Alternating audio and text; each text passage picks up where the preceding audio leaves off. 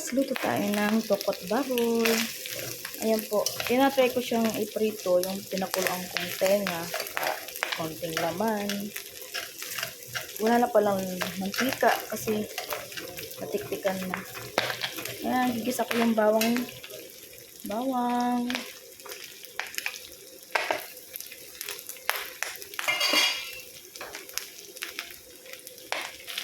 Yan po, nilagay ko na yung sibuyas, maraming sibuyas para masarap at malasa ang ating tokot baboy.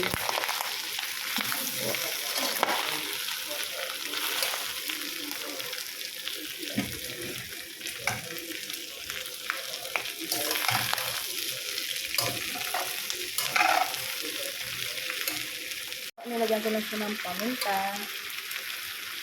Lagyan natin ng soy sauce.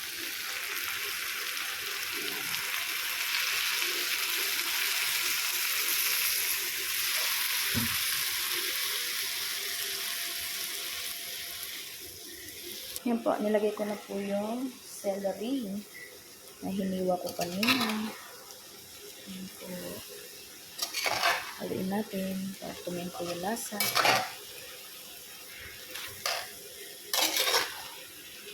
Lagyan natin ng konting tubig. Yan po, lagyan natin ng pinulong tubig. Ayan. Masarap kasi yung may konting sauce.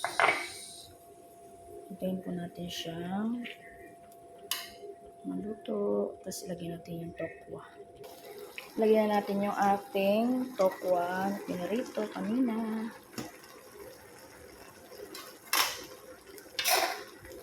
Oh.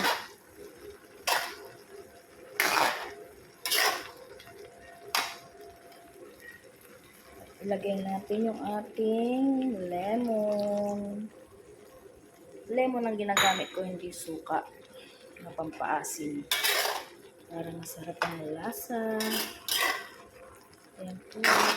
Wala kasi kaming internet.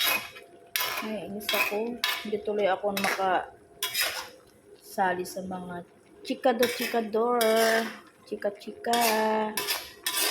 Ayan. Namiss ko na tuloy yung aming Power Pot Ladies. Ayan, kulang na lang ang ating inumin. Luto na yung malapit na maluto yung ating pulutan. Ilagay ko na pati yung green chili. Ayan.